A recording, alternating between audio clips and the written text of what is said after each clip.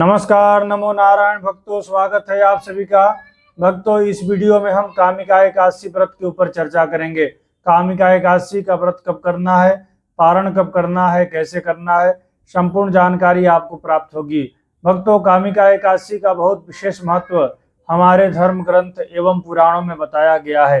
शास्त्र बोलता है, ब्रह्म हत्या अपहरणी, भ्रूण हत्या विनाशिनी, वैष्णवस्थान दात्री च महापुण्य फल प्रदा। किसी से ब्रह्म हत्या हो गया है, ब्राह्मण का किसी ने हत्या कर दिया है, किसी ने भ्रूण हत्या कर दिया है, पेट में ही बच्चों को मार डाला है, और जो ब्राह्मण का द्वेष किया हो, ब्राह्मण का द्रोह किया हो, ऐसे महापापों से भी व्यक्ति बच जाता है जो कामिका एकादशी का व्रत करता है। और वैष्णव स्थान दात्री च, वैष्णवों को उत्तम लोक वैकुंठ धाम की प्राप्ति कराने वाली है और महापुण्य फल प्रदा, महापुण्य और फल को देने वाली है कामिका एकादशी का व्रत। भक्तों, संपूर्ण पृथ्वी का दान करने से जो फल की प्राप्ति होती है, वही फल की प्राप्ति कामिका एकादशी का व्रत करने से प्राप्त हो जाता है। अभी गुजरात, महाराष्ट्र, दक्षिण भारत में श्रावण मास प्रारंभ नहीं हुआ है, वहां पर आषाढ़ मास चल रहा है, और अन्य उत्तर भारत में सभी जगहों पर श्रावण मास प्रारंभ हो गया है। तो श्रावण मास के कृष्ण पक्ष की एकादशी को कामिका एकादशी कहते हैं। कामिका एकादशी का व्रत संपूर्ण पापों को जला करके राख कर देती है। कामिका एकादशी का व्रत करने से संपूर्ण एकादशियों का फल प्राप्त हो जाता है। बहुत विशेष महिमा कामिका एकादशी व्रत के बारे में बताया गया है। कामिका एकादशी का बहुत विशेष महिमा है। भक्तों, जो भी कामिका एकादशी का व्रत करता है, भगवान श्री हरि का पूजन करता है, उसे संपूर्ण देवताओं का पूजन करने का फल प्राप्त हो जाता है।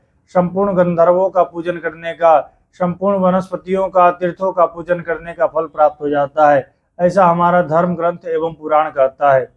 कामिका एकादशी के दिन भगवान श्री हरि को तुलसी पत्र अर्पण करने से, तुलसी मंजरी चढ़ाने से जीवन भर के पाप नष्ट हो जाते हैं। जो भी जाने अनजाने में हमसे अपराध हुआ है, पाप हुआ है, सारे पाप नष्ट हो जाएंगे। भगवान विष्णु को तुलसी मंजरी और तुलसी पत्र चढ़ाने मात्र से ही सारे पाप जल करके राख हो जाएंगे और अच्छे पुण्य फल की प्राप्ति होगी। भक्तों, सूर्य ग्रहण से भी ज्यादा फल देने की क्षमता है एकादशी के व्रत में। एकादशी का व्रत करने से जन्म जन्मांतर के पाप नष्ट होते हैं, जीवन में भौतिक सुख की प्राप्ति और अंत में भगवान का परम धाम की प्राप्ति होती है। भक्तों, पद्म पुराण में ब्रह्मा जी नारद जी को सुनाते हैं और युधिष्ठिर महाराज को भगवान श्री कृष्ण सुनाते हैं कामिका एकादशी का व्रत का फल। भक्तों, इस दिन भगवान विष्णु को शालिग्राम भगवान का पूजन करके विष्णु भगवान की मूर्ति के ऊपर अथवा शालिग्राम भगवान के ऊपर भगवान विष्णु का नाम लेते हुए एक एक तुलसी अर्पण करना चाहिए, सहस्त्रार्चन करना चाहिए। 1000 नाम है भगवान विष्णु के और उनके नामों से एक एक तुलसी पत्र चढ़ाना चाहिए। इससे क्या होगा कि संपूर्ण पाप जल करके राख हो जाएंगे और भगवान विष्णु की, श्री हरि की अखंड आशीर्वाद कृपा प्राप्त होगी।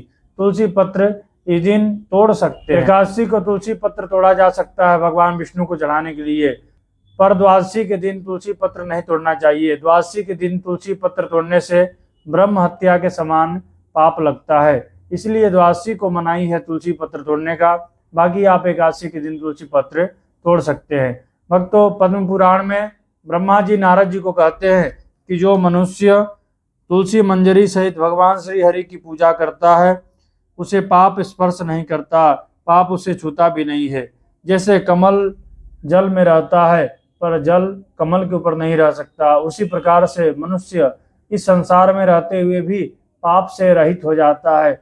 इतनी बड़ी महिमा है कामिका एकादशी के दिन भगवान विष्णु के ऊपर तुलसी पत्र अर्पण करने का, सहस्त्रार्चन करने का। भक्तों, एकादशी तिथि का आरंभ 20 जुलाई 2025 रविवार को दोपहर 12:12 से हो जा रहा है।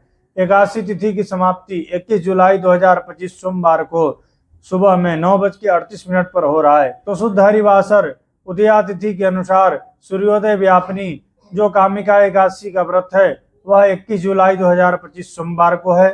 सभी को 21 जुलाई 2025 सोमवार को ही एकादशी का व्रत करना है। यह द्वादशी युक्त एकादशी है, 2 एकादशी इस बार नहीं पड़ रही है। इस बार एकादशी व्रत का जो पारण होगा वह 22 जुलाई 2025 मंगलवार को होगा। पारण का जो समय है प्रातःकाल 5:37 से लेकर के 7:07 तक है। इसी समय अवधि में आपको एकादशी व्रत का पारण कर लेना है। यदि आप दूसरे दिन कोई व्रत करते हैं, जैसे प्रदोष का व्रत है, मंगलवार का व्रत है, तो आपको भगवान विष्णु का चरणामृत लेकर के व्रत का पारण कर लेना चाहिए। यदि आपका उस दिन कोई व्रत नहीं है तो भगवान जगन्नाथ जी का प्रसाद चावल का दाना मुख में डाल करके फिर आपको एकादशी व्रत का पारण करना चाहिए। पारण से पहले ब्राह्मण भोजन कराया जाता है, अथवा ब्राह्मण को सीधा दान, कच्चा अनाज का दान करना चाहिए। ये नहीं कर सकते हैं तो उसके निमित्त में आप दक्षिणा दान कर सकते हैं। एकादशी व्रत के पारण में गाय को हरा घास खिलाना चाहिए, गौशाला में जाकर के गाय का पूजन करना चाहिए, गाय का आशीर्वाद लेना चाहिए। आप ये नहीं कर सकते हैं तो कुछ अलग से धनराशि निकाल करके रख लीजिएगा। जब भी आप कभी गौशाला में जाएं तो आप एकादशी के निमित्त में गाय को हरा घास खिला दीजिएगा। भक्तों, यह था कामिका एकादशी व्रत के ऊपर वीडियो।